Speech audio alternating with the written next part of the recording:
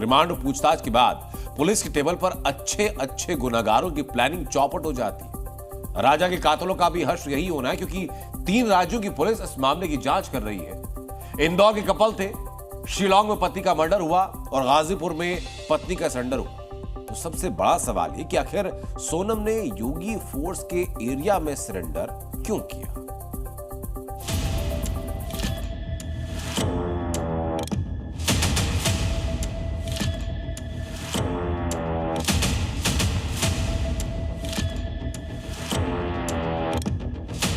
शादी में राजा रघुवंशी सोनम की मांग भरते हुए कितने खुश दिख रहे हैं,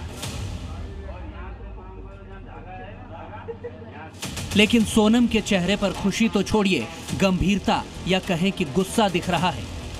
क्या यहीं से सोनम ने हत्या का प्लान बना लिया था? राजा रघुवंशी कितने खुश थे, शादी के बंधन में बंधने की खुशी चेहरे पर साफ दिख रही थी। सोनम भी शादी के लाल जोड़े में राजा की दुल्हन बनी।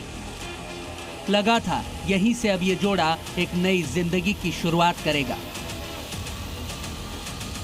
लेकिन किस्मत और सोनम दोनों को कुछ और ही मंजूर था।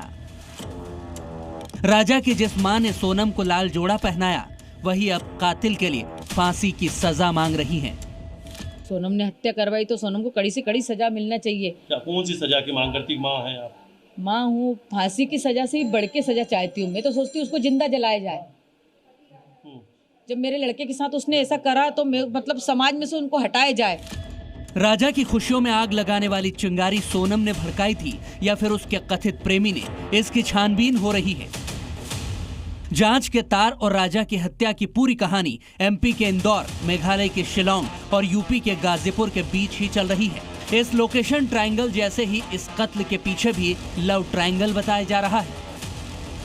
लेकिन ऐसा क्या हुआ कि 1 महीने के भीतर शादी, हनीमून, मर्डर और फिर सरेंडर, सब कुछ हो गया?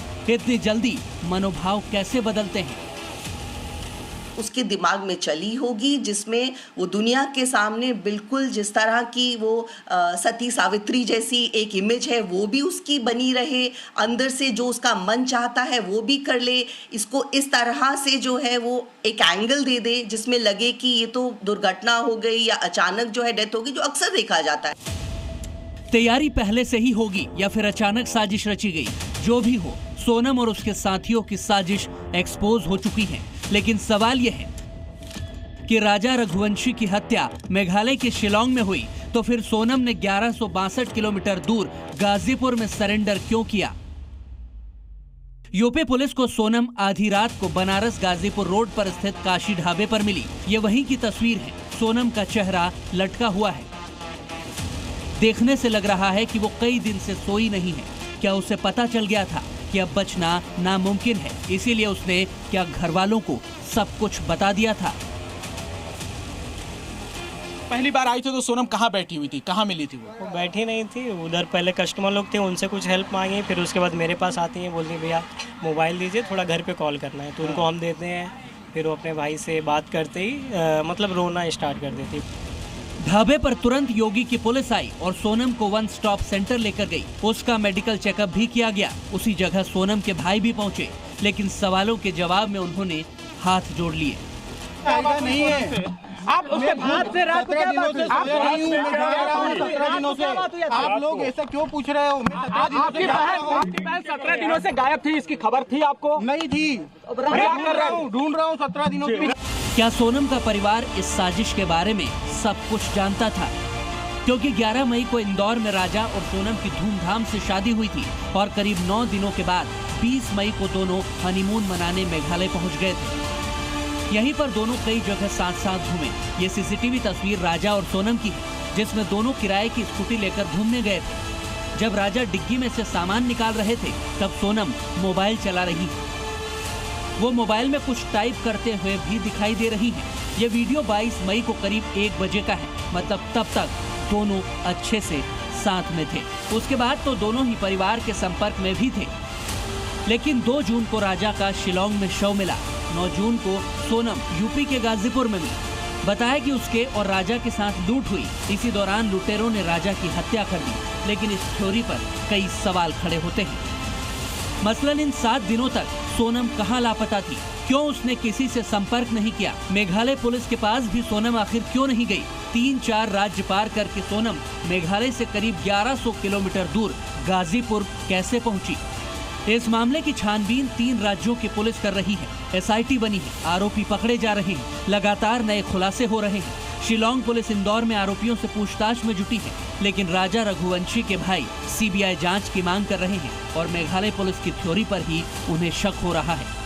हम लोग सीबीआई जांच की मांग इसके लिए हम लोग कर रहे हैं, तो इसमें बहुत सा खुलासा होना बाकी है कि हम जानते हैं, क्योंकि इसमें लग रहा है इसमें, क्योंकि जैसे एक करके इसमें 8 लोगों का नाम आ गया है, इसमें कुछ और नाम भी होंगे इसमें इन्वॉल्व होंगे इसमें, जो वहाँ के लोकल द्वारा मिले होंगे, क्योंकि लोकल के हिसाब से तो वहाँ पे बिना लोकल के द्वारा जो है, तो इतनी बड़ी जंगल में जो है किसको रास्ता पता हो नहीं जाता, या तो ये लोकल वहाँ के 3-4 लोग जो वहाँ पकड़ा है वो सब चीज़ जानते होंगे।